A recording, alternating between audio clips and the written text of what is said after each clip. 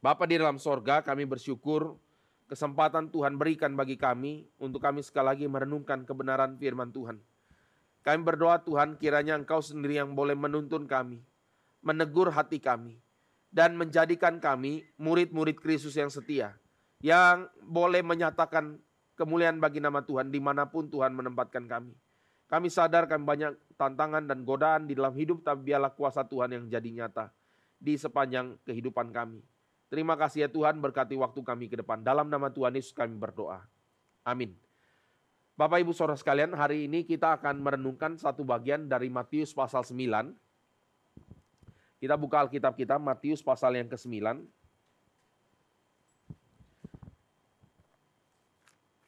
Dari ayatnya yang ke-14 sampai ayat yang ke-17.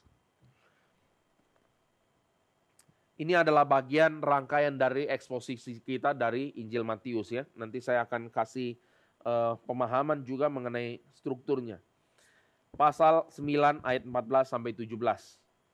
Kemudian datanglah murid-murid Yohanes kepada Yesus dan berkata, "Mengapa kami dan orang Farisi berpuasa, tetapi murid-muridmu tidak?" Jawab Yesus kepada mereka, "Dapatkah sahabat-sahabat mempelai laki-laki berduka cita selama mempelai itu bersama mereka? Tapi waktunya akan datang, mempelai itu diambil dari mereka, dan pada waktu itulah mereka akan berpuasa. Tidak seorang pun menambalkan secara kain yang belum susut pada baju tua. Karena jika demikian, kain penambal itu akan mencabik baju itu. Lalu makin besarlah koyaknya. Begitu pula anggur yang baru tidak diisikan ke dalam kantong kulit yang tua.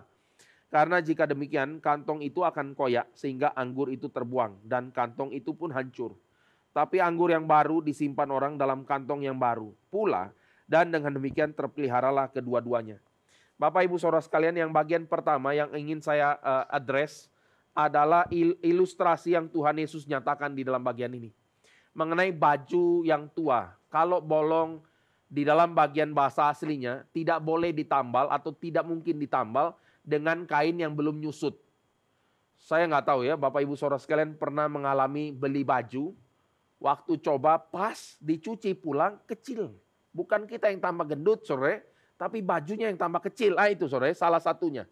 Dan oleh sebab itu biasanya perusahaan garment yang baik, sebelum dia mengolah baju itu jadi baju, kainnya jadi baju, itu ada proses washing dulu supaya nyusut. Nah itu sore. Kalau luntur itu sering sore, tapi ini perlu disusutkan dulu kainnya. Supaya apa? Supaya waktu nanti dijahit dia tidak nyusut lagi. Nah, gambaran yang Tuhan kasih itu gini. Ini gambaran yang sangat konteks sensibel. Konteks sensibel itu apa? Satu ilustrasi yang sederhana di mana urusan baju-baju dan jahit-jahit ini dipahami oleh kalangan ibu-ibu. Ya, bapak-bapak, saya tidak pernah pegang jarum dan benang ya kan gitu ya. Tapi ibu-ibu tahu gitu. Ada jenis baju, ada jenis kain yang kalau tidak susut dia tidak bisa dipakai. Oleh sebab itu bayangkan kalau ini baju yang tua. Namanya baju yang tua pasti sudah pernah dicuci dong, ya kan gitu. Apalagi ini udah robek, ya kan gitu kan ya. Maka baju yang tua itu sudah tidak mungkin nyusut. Maka kita tidak boleh ambil satu kain baru yang belum nyusut dan kita tambal di sana. Waktu kita jahit saudara dan cuci, bayangkan apa yang terjadi. Bajunya makin ciut, ya kan gitu saudara. Makin ciut dan kita waktu mau pakai jadi kayak Hulk, ya. Robek dia, rek gitu kan ya. Ini bukan karena kita perkasa. Tapi karena ini menghancurkan bajunya. Jadi tidak bisa. Ini ilustrasi yang pertama. Sore nanti kita akan coba lihat artinya apa. Tapi ilustrasi yang kedua. Ini biasanya di dalam budaya tradisi Yahudi. Ini urusan bapak-bapak ya. Mempersiapkan sebuah kantong dari kulit. Tentu kulitnya sudah diolah, dirapikan, dibersihkan. Lalu setelah itu di anggur dimasukkan. Anggur yang baru kalau dimasukkan. Itu dia akan ada proses fermentasi. Sehingga apa? Sehingga kalau anggur ini ditutup, tentu ya ada proses fermentasi, ditutup saudara, dia akan di dalamnya ada seperti kayak gas gitu. Sesuatu hal yang mau meledak, tapi karena kantongnya baru, jadi kantong kulit itu masih ada daya elastisitasnya. Jadi dia akan mengembang. Dan sehingga anggurnya terpelihara, kantongnya utuh. Tapi coba bayangkan, ada orang mau hemat misalnya. Waduh, saya mau buat lagi, pakai kantong lama sajalah. Masih kelihatannya bagus nih. Tapi sadar atau tidak, dia sudah tidak punya elastisitas, ya kan gitu. Sehingga waktu kantongnya lama, anggurnya baru, dan dia mau meledak lagi, Tidak kuat tampung dan meledak, saudara. Ini berarti lagi bicara apa Tuhan Yesus? Tuhan Yesus bicara mengenai sebuah paradigma. Dengan ilustrasi sehari-hari yang diketahui oleh ibu-ibu dan bapak-bapak Israel pada saat itu. Tuhan Yesus lagi mau memberikan satu pengajaran apa? Ini kan pertanyaan mengenai tradisi ya. Tradisinya kami itu adalah murid-murid Yohanes dan orang Farisi berpuasa. Kamu kenapa tidak? Itu pertanyaannya. Tapi jawabannya pakai ini, saudara. Jawabannya pakai ilustrasi baju sama kantong anggur. Kita yang tidak mengerti, kita makin bingung. Ya.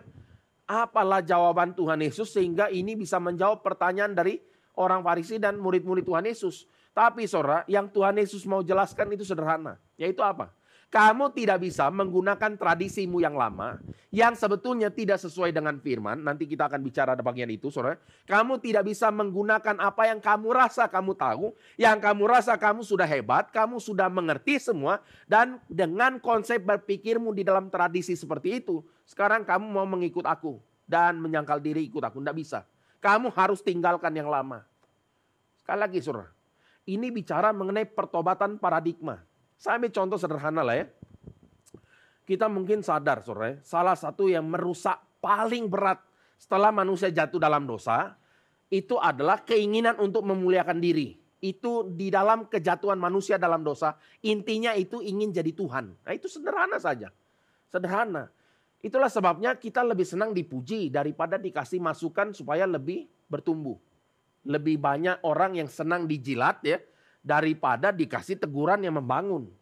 Lebih banyak orang yang senang orang lain berpura-pura, polite, santun, daripada ada orang yang belak-belakan terang-terangan. Tentu tidak kasar lah ya maksudnya saudara. Tapi ini natur manusia berdosa. Lebih ingin untuk mendapat satu keadaan yang lebih dipuji, dimuliakan, ditinggikan. Itu nggak heran saudara. Oleh sebab itu banyak manusia yang berusaha setengah mati untuk mendapat penerimaan dari manusia yang lain. Itulah mungkin di dalam peringkat pertama di dalam apa? Sekolah. Peringkat pertama mungkin di kantor. Jadi karyawan terbaik. Employee of the month. Ya, saudara. Mungkin juga di dalam konteks gereja jangan juga begini. Pengen menjadi hamba Tuhan yang nomor 1. Misal saudara. Kita nggak tahu lah motivasinya apa. Jadi kita akan melihat ini adalah gambaran kejatuhan manusia dalam dosa. Ingin diterima. Kalau di dalam sisi kognitif tidak berapa baik, saudara, maka yang dilakukan berikutnya adalah ini biasa menekankan kemampuan fisikal. Ini kalau kita lihat di SMP, SMA, cuma ada 2 kategori orang. Yang ketiga itu status antara. Ini lebih menderita lagi mereka, saudara. Yang pintar atau yang kuat. Yang bodoh dan lemah mati digilas, saudara. Jadi kalau dia tidak pintar, minimal kuat itu, saudara. Jadi ototnya yang diandalkan. Jadi orang akan takut dan respect sama mereka. Dan biasa ya, yang dibully adalah orang yang tidak punya apapun. Ya. Orang yang tidak punya apapun itu adalah sasaran empuk, saudara. Apalagi wajahnya culun-culun. Nah ini lebih parah ya. Yang ya gitulah ya. Kalau ke sekolah model baju masuk ke dalam ya, saudara. Itu saya yang kena, saudara. Saya dulu pokoknya kalau pakai baju masuk dalam rapi, saudara. Kita yang sasaran empuk dibully, saudara. Singkat cerita, saudara. Kita akan melihat inilah manusia ingin mendapat sebuah penerimaan. Mereka haus dalam bagian ini. Sehingga, saudara, di dalam keadaan seperti itu, sebuah esensi kejatuhan manusia yang ingin jadi Allah, mendapat kemuliaan. Sekarang yang paling merusak kekristenan apa? Teologi kemakmuran. Itu langsung klop. Bisa lihat ini. Ini langsung klop, saudara. Kenapa? Karena kedagingan manusia dijawab dengan teologi kemakmuran. Maka coba bayangkan ya. Orang yang sudah punya konsep berpikir teologi kemakmuran dalam dia punya benak. Akan tidak mungkin bisa mengamini dan menghidupkan kebenaran firman.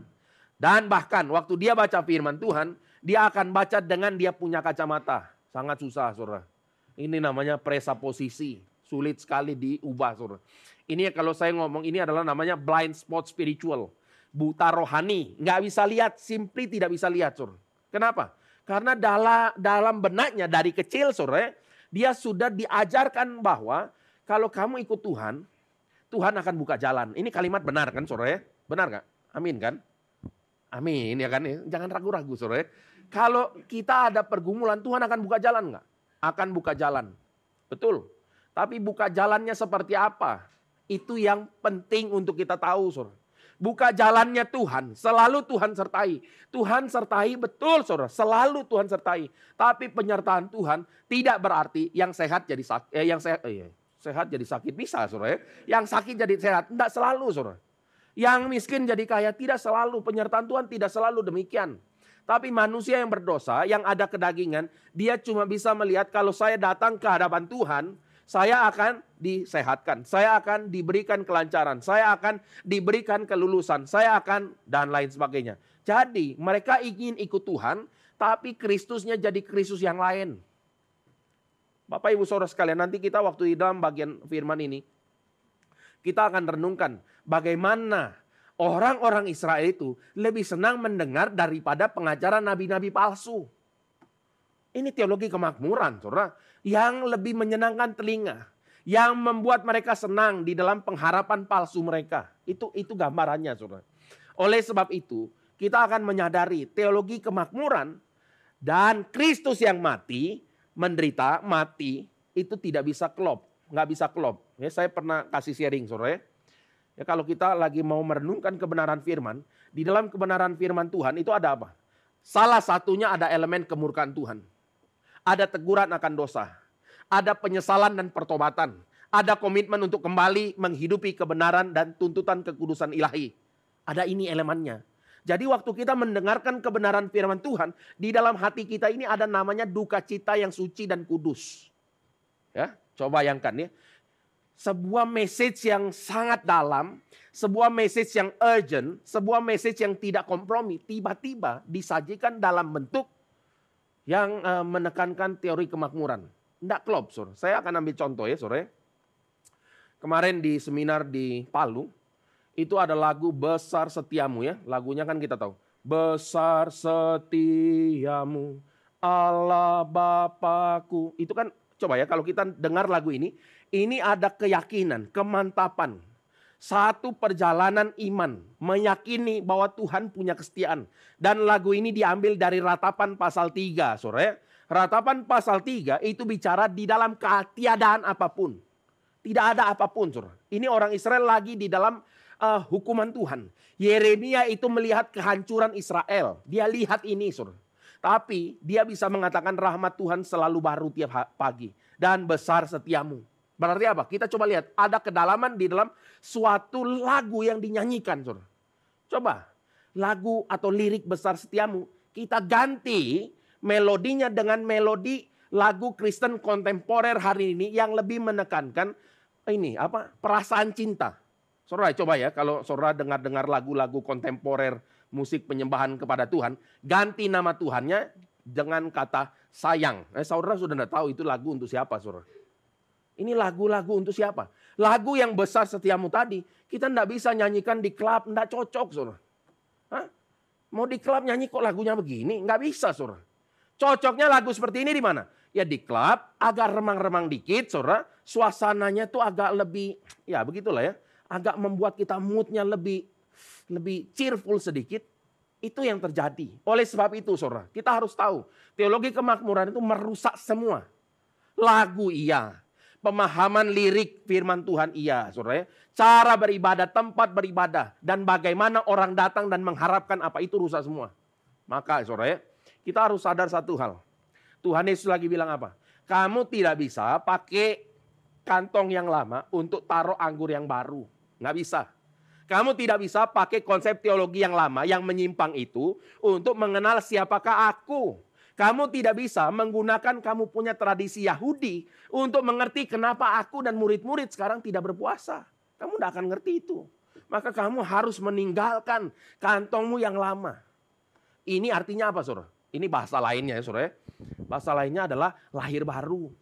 Kalau di dalam Matius bicaranya kamu tidak bisa menggunakan kantong lama untuk tampung daripada anggur baru. Bahasa di dalam Yohanes apa? Kamu tidak mungkin diselamatkan kalau kamu itu tidak lahir kembali. Itu bahasa lain, saudara. Yang menekankan sebuah esensi pentingnya paradigma yang Tuhan tebus. Tanpa ini, saudara, kita berjalan seolah-olah kita ini orang yang mengenal Tuhan. Tetapi waktu penderitaan datang, waktu godaan hidup datang, apa yang terjadi di situ? Jawabannya cuma satu, kelaliman, kejahatan, kompromi, dan ketidakkudusan hidup. Udah nggak ada yang lain, saudara. Nanti kita akan lihat satu-satu ya. Balik lagi, saudara. Jadi di dalam bagian ini, kita akan mulai mencoba memahami kenapa Tuhan Yesus bilang begini sih. Dan sebelum kita mau gali lebih jauh, kita mau bertanya lagi mengenai apa arti puasa sebetulnya. Kenapa Tuhan Yesus bilang waktu mempelai laki-laki ada di sini, mereka tidak berpuasa. Tapi nanti waktu mempelai itu tidak ada lagi, baru mereka berpuasa. Nah sekarang kita mau coba renungkan Bapak Ibu Saudara sekalian. Apa puasa yang dilakukan oleh orang Israel? Fenomena. Dan sekarang ini kalau di Indonesia, umat muslim lagi merayakan namanya bulan puasa. Nanti ada bulan Ramadan, saudara ya, bulan kemenangan itu. Tapi kita perlu melihat saudara, fenomena yang terjadi saat ini, yang dilakukan oleh teman-teman kita orang muslim, apakah mungkin itu sesuatu yang sejati atau hanya sesuatu yang mirip dengan kondisi orang Yahudi pada waktu mereka puasa? Kita mau bertanya ini, saudara. Kita harus jawab pertanyaan ini. Ini namanya sebuah diskursus, diskusi. Nah oleh sebab itu ya, saya akan ajak kita lihat Yesaya 58 dulu, saudara. Yesaya 58 itu adalah firman Tuhan yang membongkar daripada kepalsuan praktek seolah-olah merendahkan diri. Ya, kita bisa lihat ini nanti di dalam bentuk yang lain, saudara ya. Kalau istilahnya nanti kita ganti, saudara ya. Misalnya gini, kenapa saya dan orang itu pergi KKR dan kamu tidak? Nah itu ya saudara. Kenapa saya pergi persekutuan doa dan kamu tidak? Itu mirip-mirip saja, saudara. Tapi oleh sebab itu kita perlu tahu esensinya. Ya. Kalau kita tidak tahu esensinya, terjebak hanya dalam fenomena, saudara. Sekarang Yesaya 58 ayat 3 dulu saya baca ya saudara. Apa yang dilakukan oleh orang Israel sembari mereka puasa? 58 ayat 3. Mengapa kami berpuasa dan engkau tidak memperhatikannya juga? Mengapa kami merendahkan diri dan engkau tidak mengindahkannya juga? Sesungguhnya pada hari puasamu engkau masih tetap mengurus urusanmu dan kamu mendesak-desak semua buruhmu. Sungguhnya kamu berpuasa sambil berbantah dan berkelahi serta memukul dengan tinju dengan tidak semena-mena. Dengan caramu berpuasa seperti sekarang ini suaramu tidak akan didengar di tempat tinggi. Sungguh inikah berpuasa yang ku kehendaki dan mengadakan hari merendahkan diri jika engkau menundukkan kepala seperti gelaga, ini seperti lalang saudara ya. Dan membentangkan kain karung dan abu sebagai lapik tidur. Sungguh itukah yang kau sebutkan berpuasa, mengadakan hari yang berkenan pada Tuhan? Ini pertanyaan saudara. Jadi Tuhan lagi melihat orang Israel. Itu seolah-olah menggunakan kain kabung. Ini gambaran ya kalau dalam konteks kita. Kira-kira tidur malam itu bukan pakai piyama, tapi pakai karung goni. Gimana saudara? Saudara pernah tahu kan karung goni? Yang gatal itu kalau kena kulitnya saudara. Gambarannya adalah orang-orang Israel itu berpuasa sampai pakai kayak karung goni. Terus apa lagi? Abu jadi alas tempat tidur. Itu gambarannya itu kenajisan. Abu itu kotor. Terus apa? Menundukkan diri, menyembah-nyembah. Ya, mereka menyembah-nyembah Tuhan. Seperti lalang-lalang yang ditiup angin itu loh saudara. Apa itu yang kau namakan dengan berpuasa? Sementara apa yang kau lakukan? Kata Tuhan. Kamu waktu puasa seolah-olah merendahkan diri. Fenomenanya itu kelihatan semua baik saudara. Kelihatan orang jadi agak sabar, ya kan gitu. Saya puasa nih ya, puasa ngomong dulu saudara. Lalu maksudnya apa? Kalau nggak puasa saya udah pukul kamu di jalanan, maksudnya gitu kan saudara. Kita tahu ini adalah bluffing manusia lah, seolah-olah kayak merendahkan diri. Ini kamu untung ya, karena saya puasa. Nah maksud kamu apa? Ini sebetulnya adalah satu percikan isi hati nuraninya yang memang jauh dari Tuhan. Memang jauh dari Tuhan. Makanya Tuhan bilang apa? Kamu namakan kamu puasa, kamu cuma tidak makan saja kok. Hah? Terus apa yang kamu lakukan? Kamu masih urus urusanmu sehari-hari. Ngapain urusan kamu sehari-hari? Jawaban singkatnya buat dosa. Jawaban singkatnya apa? Buat dosa. Kamu masih eksploitasi kamu punya karyawan. Kamu masih melakukan perbantahan. Kamu masih berkelahi. Kamu masih melakukan kejahatan. Dan memukul dengan tinju dengan tidak semena-mena. Itu yang dilakukan oleh orang Israel, saudara. Ini dalam situasi seperti ini kita harus bertanya gini. Kalau memang bangsa Indonesia ini adalah bangsa yang religius. Ya, religius ya. Kenapa korupsinya begini? Ya kan gitu kan saudara. Ini apa? Ini hanya kepalsuan saja, udahlah. Kita harus tahu orang Indonesia adalah orang-orang jahat di mata Tuhan. Udah gak ada yang lain saudara. Kita tinggal di bangsa yang seperti ini. Kita tinggal di bangsa seperti ini. Tapi ini harusnya tidak menghasilkan respon apa? Kabur yuk. Nah, ini kan ada gerakan di media sosial. Adulah, udah kabur saja. Saudara, kita mau kabur kemana sih? Nah, itu pertanyaan berikutnya. Mau kabur di Eropa? Eropa lebih baik memang dalam hal apa dulu? Hal ekonomi mungkin lebih baik. Hal moralitas tidak tentu lebih baik, saudara. Banyak pergumulan orang di sana juga. Kekristenan mati di sana juga banyak, saudara. Nah, oleh sebab itu ya, sebelum buru-buru, ayo kabur aja lah, apa segala macam lah ya, saudara, kita perlu pikirkan. Kenapa kita ada di Indonesia ini? Kita lahir di Indonesia bukan kebetulan. Bukan kebetulan. Kita ada di kota ini bukan kebetulan. Kita berada di tempat yang salah satu intoleransi paling tinggi, juga bukan kebetulan, saudara. Kita perlu meresponin dengan satu kerendahan hati dan bertanya-tanya kepada Tuhan, apa yang kami bisa kerjakan Tuhan untuk menyatakan kemuliaan bagi nama Tuhan. Tapi nanti jawabannya kita hanya mungkin temukan di mana? Di dalam Kristus. Itu saja yang kita mungkin lakukan. Oleh sebab itu Bapak Ibu Saudara sekalian, kalau orangnya berpuasa tapi dia tiap hari lakukan korupsi, dia kira-kira puasanya berkenan di hati Tuhan enggak? Enggak mungkin, Saudara. Kemarin waktu seminar vokasional di Palu ya, saya bilang gini. Tuntutan daripada Tuhan, dia adalah menyatakan diri sebagai kepala kan ya. Dan kita anggota tubuhnya, betul kan saudara? Kita bisa bayangkan nggak orang Kristen yang ngomong kepalanya adalah Kristus, tapi di dalam ruang publik, dalam pekerjaannya suap menyuap, ya kan saudara? Sogok menyogok, korupsi ini, korupsi itu. Lalu kurangin ukuran timbangan. Kalau kita lain bukan ukuran timbangan saudara, ukuran minyak saudara. Pertamax jadi pertalite, pertalite jadi pertamax, saya nggak tahu lah yang mana. Pokoknya saudara, kita tahu ini adalah permainan besar. Mungkin nggak saudara? Orang ini adalah orang yang kalau berpuasa dikenan oleh Tuhan, mungkin nggak? Tidak mungkin saudara. Saya akan ambil contoh lagi ya, ini sesuatu yang saya alami juga ya. Saya pernah juga namanya berpuasa. Waktu itu berpuasa tanpa kebenaran firman, itu sederhana saja ya. Ini berpuasa dalam sudut pandang self-center, egoisme, dan apapun lah yang kita bisa bilang ya. Ini dalam konteks pemikiran prosperity gospel. Oke lah, saya admit it ya, saudara, pokoknya masalah. Puasanya ngapain? Pertama sederhana ya, saya bilang teman-teman puasa, teman-teman muslim saya puasa 30 hari, saya mau 40 hari. Oh lebih keren, saudara. Jadi dengan kayaknya 40 hari kelihatan lebih rohani sedikit. Kelihatannya, saudara, itu fenomena. Bukan hanya itu, saudara. Ada masa-masa di mana saya lagi latihan untuk turnamen bela diri. Itu betul-betul setiap hari hampir datang ke tempat latihan, saudara. Sekali latihan 2 jam. 2 jam itu benar-benar fisik semua. Itu sampai mau pingsan-pingsan, saudara. Itu tidak mampu. Tapi dengan keadaan masih ngotot puasa. Dengan keadaan yang seperti itu. Rasa lebih rohani lagi. Ini namanya, saya nggak tahu lah namanya. Pokoknya itu kesombongan rohani. Kepemikiran yang naif. Tidak mengerti. Tapi saya puasa pertanyaannya ngapain. Ya itu kan yang penting. Bukan fenomenanya. Fenomenanya tidak penting sama sekali. Makanya kadang ada orang-orang yang sudah reform, saudara, sudah dia nak puasa. Karena yang dia pentingkan adalah esensinya. Hati-hati, ini juga another extreme lah maksudnya ya saudara. Tapi waktu itu saya puasa kenapa? Jawabannya adalah saya lagi bergumul di SMA, saya mau kuliah kemana? Saya mau minta Tuhan tolong tunjukkan jalan yang paling baik. Bukakan jalanmu, maksudnya apa? Maksudnya ya, kita ada pilihan 3-4 biji. Kita tidak tahu yang paling menguntungkan saya, itu yang mana. Tuhanlah yang tahu, ya kan gitu. Ibaratnya kalau lotre ada hadiah 1 juta, 10 juta, 100 juta, 1 M ya. Misal, sore. Saya kalau di dalam konteks itu, saya berdoa, puasa. Itu maksudnya minta jawaban Tuhan yang mana? Yang 1 M dong, ya kan masa sih. Udah puasa 40 hari, jawabannya 1 juta. Gitu kan, sore. Ini adalah teori-teori kemakmuran yang masuk sampai sum-sum.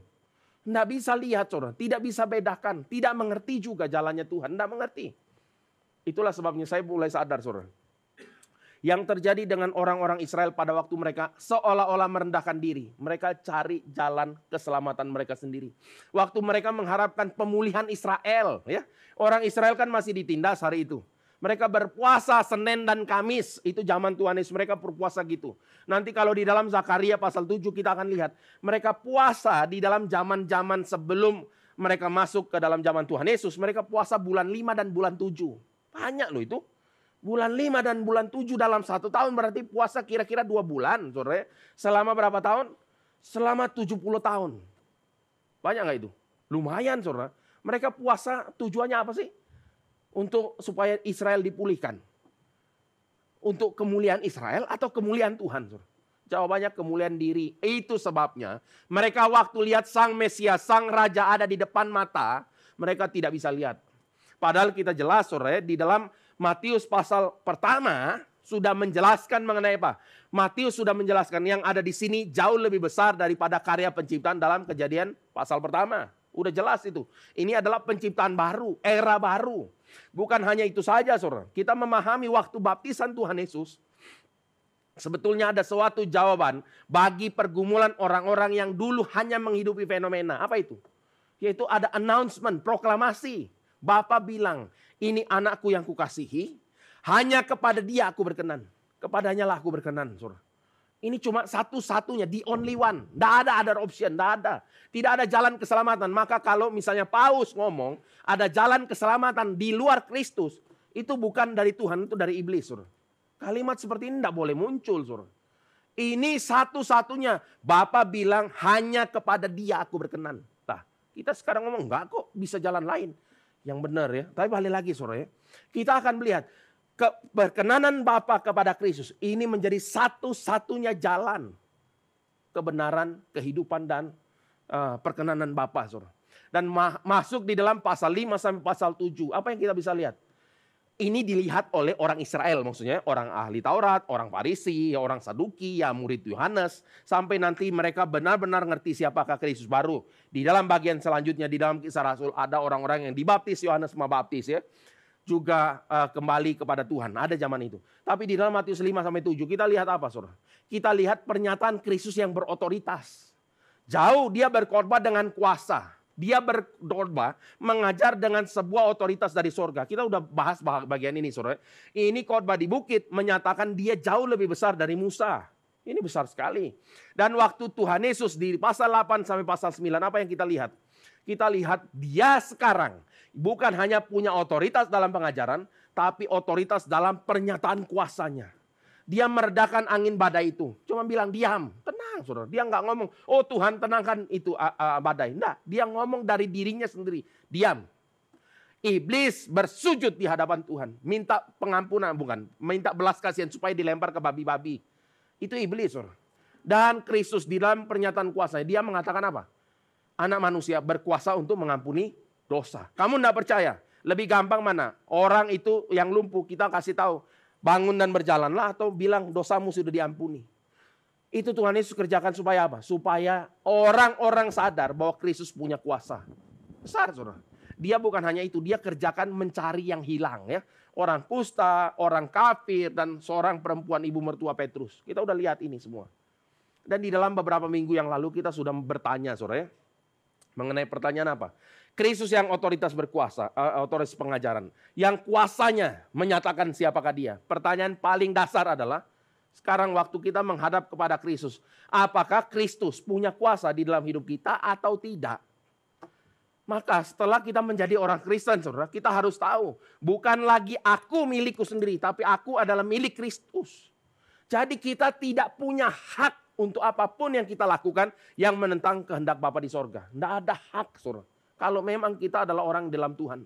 Maka kita tidak bisa melayani Tuhan sembari melakukan urusan yang tersembunyi. Saudara. Tidak bisa. Kita tidak bisa separuh bilang melayani Tuhan. Separuh lagi melayani kedagingan. Tidak bisa. Tidak ada ruang untuk itu. Ada ruang pertobatan saudara. Tapi tidak ada ruang untuk itu sebetulnya. Oleh sebab itu kita perlu melihat sekali lagi. Di dalam Yesaya 58, kita boleh lihat apa? Kita boleh lihat Tuhan menegur habis orang Israel. Sekarang kita lanjutkan lagi sedikit ya saudara. Di dalam ayat berikutnya saudara. Kita lihat ayat 6. Kita akan mulai melihat kenapa ini hanya bisa Kristus yang lakukan saudara. Pasal 58 ayat 6. Bukan tadi ya saudara kita udah lihat. Berpuasa yang kukehendaki ialah supaya engkau membuka belenggu kelaliman. Melepaskan tali-tali kuk, supaya engkau memerdekakan orang yang teraniaya, dan mematahkan setiap kuk, supaya engkau memecah-mecah rotimu bagi orang yang lapar, dan membawa ke rumahmu orang miskin yang tidak punya rumah. Dan apabila engkau melihat orang telanjang, supaya engkau memberi dia pakaian, dan tidak menyembunyikan diri terhadap saudaramu sendiri. Saudara, sampai bagian ini saya percaya ya, kita mulai ingat apa yang Tuhan Yesus selalu nyatakan. Apa yang Tuhan Yesus nyatakan? Waktu misalnya, waktu di dalam pertanyaan murid-murid Yohanes, pertanyaan Yohanes yang disampaikan melalui murid-muridnya, pertanyaannya kita tahu ya saudara, kami harus menunggu yang lain atau kamulah dia ya? Kamulah dia yang kami nantikan atau kami harus menunggu yang lain? Jawaban Tuhan Yesus apa saudara? Jawaban Tuhan Yesus mengatakan apa? Orang buta melihat, orang lumpuh berjalan, orang mati bangkit, orang miskin kepadanya diberikan kabar sukacita. Ini kalimat besar saudara. Dan nanti waktu kita nanti lihat lagi ya, di dalam Matius 25 ayat 35. Ya, saya summary-kan saja bagian ini ya. Ini kan adalah diskursus terakhir, pengajaran Tuhan Yesus yang terakhir di dalam Injil Matius. Ada 5 bagian yang menyatakan paralel dengan Taurat saudara. Tapi di dalam bagian ini Tuhan Yesus lagi berbicara mengenai akhir zaman. Dia bilang apa? Ketika aku lapar, ketika aku haus ya, ketika aku lapar kamu beri aku makan. Ketika aku haus kamu beri aku minum. Ketika seorang asing, telanjang, sakit dan dalam penjara, kamu membesuk aku, memberi aku tumpangan. Berarti apa saudara? Kita harus tahu sadar satu hal. Semua yang diutarakan di dalam Yesaya pasal 58 ayat 6 dan seterusnya yang tadi kita baca, itu tidak pernah satu kali pun dikerjakan oleh umat manusia sebelum Kristus. Jadi jangan pikir sedekah itu orang-orang semua bisa lakukan. Tidak bisa, saudara. Kenapa tidak bisa? Karena di dalam setiap sedekah ada udang di balik batu. Tidak bisa, saudara. Sekali lagi itu tidak bisa. Saya ambil contoh gini ya, saudara. Apa yang memotivasi orang untuk melakukan sedekah ya di dalam konsep ideologi agama ya? Saya tidak bicara di dalam konsep ini. Konsep anugerah umum Tuhan. Anugerah umum Tuhan ada orang yang sungguh berbelas kasihan tanpa pamrih ada saudara. Tapi di dalam konsep-konsep agama, ideologi-ideologi, itu sedekah itu tidak tanpa pamrih. Pamrihnya apa? Supaya waktu bersedekah dosanya diampuni. Supaya pahalanya dengan dosanya ditimbang. Supaya kalau pahalanya lebih banyak, ini diselamatkan. Berarti tidak murni saudara. Apalagi kalau kita lihat praktek di dalam dunia politik. Nah sudah, tidak usah ngomong panjang kan saudara ya. Kita tahu upaya bagi-bagi makanan siang gratis ini upaya elektoral atau upaya memang mencerdaskan kehidupan bangsa. Bagian dari upaya pemerintah untuk memelihara fakir miskin anak-anak terlantar. Atau ini hanya satu gerakan politik saja untuk meningkatkan elektoral. Tentu jawabannya yang kedua saudara. Ini jelas terang benderang kok. Dan kita juga bertanya saudara. Kalau memang negara Indonesia adalah negara yang agama bukan negara yang penuh dengan penjahat. Maka kita akan bertanya satu hal, kenapa korupsi makin merajalela? Jadi kalau kita bilang menyongsong Indonesia emas ya, 2045, isinya orang begini saudara. Sudahlah ya, jangan terlalu muluk-muluk saudara ya. Kita harus menghadapi realita di dalam kebenaran firman. Untuk apa? Nanti kita akan respon ya. Yang ditulis di dalam Yeremia. Nanti kita akan masuk. Tapi di dalam bagian ini sekali lagi kita harus bicara. Kenapa hanya Kristus yang memberikan kemungkinan bagi orang itu untuk melakukan diakonia. Kenapa saudara? Karena orang yang di dalam Kristus dia sudah ditebus. Dia sudah diberikan keinginan baru dan keinginan barunya menyerupai Kristus. Maka kalau Kristus kerjakan pelayanannya, dia mengunjungi, dia bukan hanya mengunjungi, dia menyembuhkan orang kusta, orang yang tidak ada yang mau, saudara. Dia memperhatikan orang-orang terpinggirkan. Dia menjangkau orang-orang yang hina, saudara. Dia melayani tanpa memandang dia punya status. Maksudnya dia itu Allah, saudara. Tapi dia merendahkan diri sampai begitu rupa. Dan dia tidak pandang penerimaan orang. Orang Farisi, ahli Taurat, dia tidak peduli. Makanya dia duduk makan bersama siapa? Matius dan orang-orang berdosa lainnya. Dia tidak peduli semua itu. Tapi kita harus lihat saudara. Orang yang tidak di dalam Kristus tidak mungkin lakukan itu. Kenapa? Karena tidak ada untungnya. Ya saudara. Balik lagi, untungnya buat saya apa? Ini adalah spark atau sesuatu hal yang kita akan lihat di mana saudara. Kalau orang ini dipengaruhi teologi kemakmuran, yang tadi kita udah bilang ya, mendarah daging sampai sumsum tulang belakang, saudara. Nanti waktu dia sudah lakukan semua, dan ketika ada penderitaan dia mulai nyanyi. Nyanyinya apa saudara? Tuhan, saya sudah lakukan ini itu, ya saudara. Kenapa saya begini? Nah, meleset dikit saudara, jadi kalimatnya iblis. Tuhan, kalau engkau Tuhan, buatlah saya dari miskin jadi kaya, kira-kira gitu ya. Itu kalimat iblis yang agak beda dikit. Iblis bilang apa? Kalau engkau Tuhan, ubah batu jadi roti. Coba lihat saudara.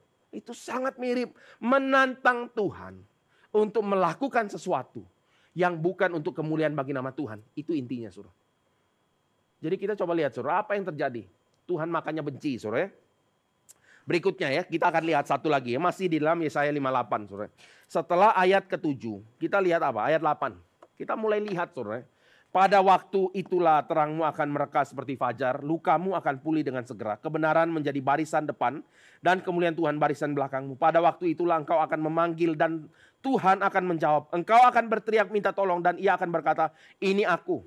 Apabila engkau tidak lagi mengenakan kuk kepada sesamamu dan tidak lagi menunjuk-nunjuk orang dengan jari dan memfitnah. Apabila engkau menyerahkan kepada orang lapar apa yang kau inginkan sendiri. Dan memuaskan hati orang yang tertindas, maka terangmu akan terbit dalam gelap dan kegelapanmu akan seperti rembang tengah hari. Saudara, ini bukan suatu kebetulan. Tema yang mirip ada di dalam Matius ya. Setelah bicara 10 ucapan bahagia ya. Kita tahu ya, ini esensi sebagai orang di dalam Kristus. Setelah ngomong 10 ucapan bahagia, diikuti dengan apa? Garam dan terang dunia, saudara. Ini mirip, saudara. Setelah ada satu esensi pertobatan berubah, dia akan menjadi terang. Tapi di sepanjang sejarah tidak mungkin terjadi. Kenapa, saudara? Karena manusia hidup dalam kedagingannya. Dia mau lakukan apapun untuk diri. Ngomongnya sih untuk orang. Ini sama ya. Ini kalian misalnya, kamu bagi kepada orang lapar apa yang kau inginkan sendiri. Biasanya bagi kepada orang lapar tuh apa ya sih yang dibagi? Maaf ngomongnya, saudara. Makanan kelebihan yang mau expired atau yang tidak dimakan. Enggak sampai sebegitunya lah ya, saudara. Tapi kebanyakan ini, aduh sayang ya, daripada kebuang ya saya kasih kamu lah. Kalimatnya kan enggak gini, saudara. Satu kali waktu ya. Kami ini kemah ya, makanannya lebih ya. Terus kita mau kasih kepada aparat yang lagi jaga malam. Kami itu, untungnya bukan saya, saudara. Teman saya ngomong dan saya tidak pernah lupa sampai sekarang. Dia bilang, Pak, ini ada makanan sisa. Waduh, marah dia. Dia tidak mau terima. Terus terakhir dia bilang, kamu kasih makanan sisa buat kami tidak akan makan. Aparat dibeginiin. Saya juga kaget, saya baru tahu ya. Kalimat sisa itu sensitif bagi beberapa orang. Sebagian memang rendah hati. Ada sisa apapun, sampah pun saya makan. Nah itu kira-kira, saudara. Tapi balik lagi, kita tidak boleh memberikan sampah kepada orang, saudara. Apa yang kau kehendaki untuk orang perbuat kepadamu, lakukan itu, saudara. Dan kita sudah tahu apa yang paling dalam yang kita boleh buat kepada orang lain. Apa itu? Menyatakan cinta kasih yang kita sudah terima dari Tuhan. Kita nyatakan kepada orang lain. Itu yang kita paling harapkan, kan, saudara. Itu golden rule. Itu tidak semua orang bisa lakukan. Hanya dalam Kristus. Oleh sebab itu ya. Waktu kita bicara bagian ini sama, saudara. Hanya orang yang ditebus oleh Kristus. Yang lakukan apa yang Tuhan ingin untuk kita lakukan. Dan waktu kita lakukan yang Tuhan ingin kita lakukan. Apa yang terjadi? Terangmu akan menjadi nyata. Kamu adalah terang. Kamu adalah garam, saudara. Kita akan mulai bisa melihat, saudara. Tidak ada puasa yang sejati kalau tidak ada Kristus. Tidak mungkin. Oleh sebab itu, saudara. Sekali lagi ya, saya akan ajak kita lihat ya. Bagaimana banyak nabi-nabi palsu muncul, saudara. Sekarang saya akan ajak kita lihat di dalam Yeremia 14. Dan sekarang ini bagian yang kita boleh kritisi sedikit lagi. Yeremia 14 ya. Singkatnya dari ayat 1 sampai ayat 9. Pertanyaan, kenapa Tuhan tidak menolong kami? Kami udah merendahkan diri ya. Makanan sudah tidak ada. Bukankah engkau pahlawan? Kenapa engkau seperti tidak sanggup tolong kami? Atau kenapa engkau seperti orang asing yang cuma numpang lewat saja, tidak memperdulikan kami ya? Tapi di dalam ayat 10 begini firman Tuhan. Begini firman Tuhan tentang bangsa ini, mereka sangat senang mengembara dan tidak menahan kakinya. Sebab itu Tuhan tidak berkenan kepada mereka. Tetapi sekarang ia mau mengingat kesalahan mereka dan mau menghukum dosa mereka. Tuhan berfirman kepadaku, janganlah engkau berdoa untuk kebaikan bangsa ini. Sekalipun mereka berpuasa, aku tidak akan mendengarkan seruan mereka. Sekalipun mereka mempersembahkan korban bakaran, korban sajian, aku tidak berkenan kepada mereka. Melainkan aku akan menghabiskan mereka dengan perang, kelaparan, dan dengan penyakit sampar. Lalu Yeremia bilang, aduh Tuhan Allah, bukankah para nabi telah berkata kepada mereka, ini nabi palsu saudara, kamu tidak akan mengalami perang dan kelaparan tidak akan menimpa kamu. Tapi aku akan memberikan kepada kamu damai sejahtera yang mantap di tempat ini. Jawab Tuhan kepadaku, para nabi itu bernubuat palsu demi namaku. Aku tidak mengutus mereka, tidak memerintahkan mereka, dan tidak berfirman kepada mereka. Mereka menubuatkan kepadamu penglihatan bohong, ramalan kosong, tipu rekaan hati sendiri. Ini naturnya, saudara. Dimanapun, di zaman kapanpun, muncul selalu yang namanya nabi palsu. Dan nabi palsu punya perkataan, tidak membawa orang kepada pertobatan. Tidak ada satupun nabi palsu yang bawa orang kepada Tuhan. Tidak. Mereka membawa orang itu kepada keinginan hatinya yang jahat. Udah. Mereka membuat orang itu mau mendengar apa yang mereka mau dengar. Di sepanjang zaman, Bapak Ibu Saudara sekalian. Oleh sebab itu ya, sekarang kita lihat ya. Di dalam ayat pasal 15, ayat 1. Ini murka Tuhan ya, Tuhan mau mengingat dosa. Ini menakutkan sekali. Lalu ayat pasal 15 ayat 1. Tuhan berfirman kepadaku, sekalipun Musa dan Samuel berdiri di hadapanku, hatiku tidak akan berbalik kepada bangsa ini. Usirlah mereka dari hadapanku, biarlah mereka pergi. Dan apabila mereka bertanya kepadamu, kemana kami harus pergi? Jawab Tuhan apa? Begini firman Tuhan, yang ke maut, ke mautlah. Ke pedang, pedanglah. Yang kelaparan, ke kelaparanlah. Dan yang ketawanan, ketawananlah. Bukan hanya itu saudara, lebih lagi ayat 3. Tuhan akan mendatangkan 4 hukuman, yaitu pedang untuk membunuh, anjing untuk menyeret, burung di udara, dan binatang di bumi untuk memakan dan menghabiskan. Pertanyaannya, kenapa Tuhan tidak berbalik? Kenapa kalau Musa ada dan Samuel ada, kenapa Tuhan tidak menangguhkan? Kenapa? Kenapa kok kejam sekali sih? Kenapa kok sadis? Kenapa? Jawabannya saudara. Nah ini ya, kita tadi sudah refer sedikit ke dalam Zakaria pasal ke-7 ayat 5 sampai 8. Ini kita baca sedikit saudara ya. Kenapa? Karena mereka tidak pernah bertobat sekalipun. Ya, jawabannya itu saudara. Kita lihat Zakaria.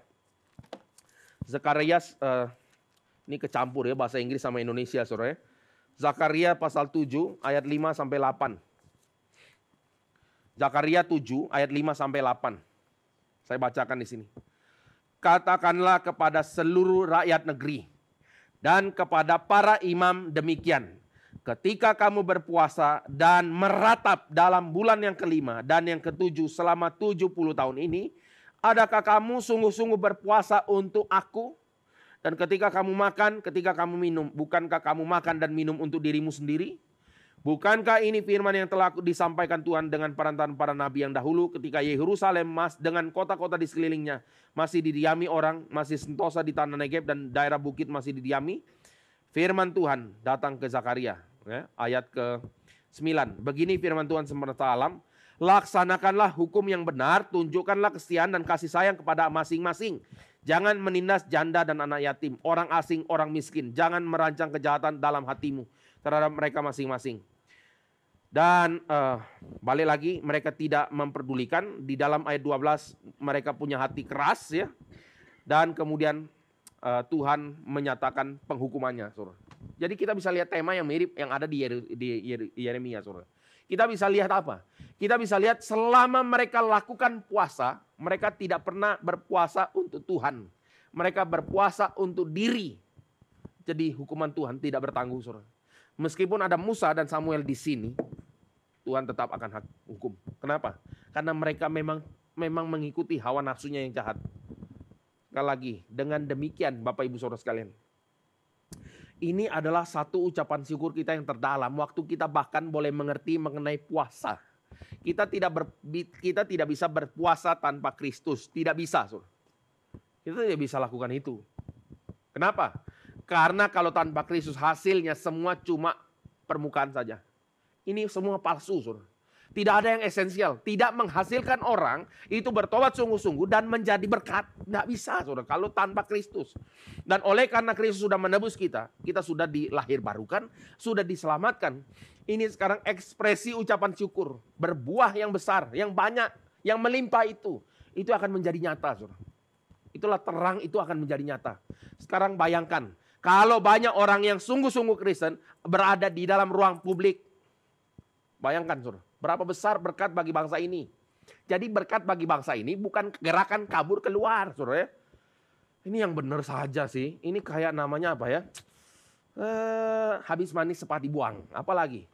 Nila apa? Saya lupa ya peribahasa itu. Susu sebesar itu nilai setitik, rusak susu sebelanga. Banyak kebaikan Tuhan bagi Indonesia enggak? Banyak, ya kan gitu kan saudara. Jadi apa betul gerakan untuk kabur saja dulu? Saya pikir tidak bertanggung jawab, saudara. Gerakan yang harus dilakukan justru yang sebaliknya. Apa itu? Menetaplah, bekerjalah demi kemuliaan Tuhan, dan menangkan banyak orang, nyatakan kebenaran, kesucian, keadilan, jangan kompromi, jangan terima suap, jangan lakukan hal yang menyimpang. Itu yang kita bisa lakukan, saudara. Tapi kalau kita mengambil bagian dalam rupa-rupa kejahatan, saudara, sadar atau tidak, kita sedang menista nama Tuhan di muka umum. Itu bukan orang Kristen, saudara. Itu tanggungan hukumannya mungkin akan berkali lipat daripada orang-orang yang tidak percaya. Kenapa? Karena orang tidak percaya kalau ditanya, saya nggak tahu. Oke lah, mereka tetap tahu lah, saudara. Itu ada Roma pasal 1, pasal 2. Tahu lah, tapi ya oke lah, saudara. Tapi bagi orang-orang yang sudah datang gereja ya, misalnya ke GRII pula, mati saudara. Saya nggak tahu apa yang akan terjadi, saudara. Hukumannya mungkin 2-3 kali lipat, lebih parah kali. Itu adalah hukuman untuk orang Farisi dan ahli Taurat. Lebih berat pasti daripada orang marginal Israel pada umumnya. Tapi Bapak Ibu jangan bilang begini, kalau begitu kita jangan ke GRI. Supaya hukumannya tidak diperberat. Nah ini salah, saudara. Responnya tidak tepat, saudara. Respon yang sejati adalah mari kita sama-sama dilengkapi firman. Bertumbuh dalam kebenaran firman. Kita mati-matian melayani demi kemuliaan nama Tuhan. Ini kan respon yang appropriate. Jadi balik lagi terakhir. Pertanyaan yang sama. Apakah Tuhan berotoritas atas hidup kita? Kalau iya, muliakanlah Tuhan. Mari kita berdoa. Bapa di dalam sorga, kami bersyukur untuk kebenaran firman yang kami renungkan pada sore hari ini. Biarlah kuasa Tuhan menyala-nyala atas kami. Karya Roh Kudus menjadi nyata yang menghantar kami untuk mengerjakan panggilan Tuhan di dalam kehidupan kami, dalam semua aspek hidup kami. Kami mohon anugerah-Mu Tuhan, pertolongan-Mu. Karena kami tahu tanpa Engkau kami memang tidak bisa lakukan apapun. Bahkan kami menyadari diri kami banyak kelemahan. Kami juga banyak kesalahan dan dosa. Tapi biarlah Roh Kudus yang hadir dalam hidup kami, menyucikan kami, melahirbarukan kami, memenuhi kami dengan satu kerinduan untuk memuliakan nama Tuhan. Kiranya Tuhan berkati kami ketika kami bekerja. Ketika kami berada di dalam himpitan atasan kami. Situasi politik yang mungkin mengkondisikan kami seolah-olah harus kami kompromi. Tapi biarlah Tuhan membuka mata kami untuk berani mengatakan tidak pada segala bentuk kecurangan. Kami berdoa Tuhan yang memakai kami sehingga nama Tuhan ditinggikan. Dengar doa kami ya Tuhan, dalam nama Tuhan Yesus kami berdoa dan mengucap syukur. Amin.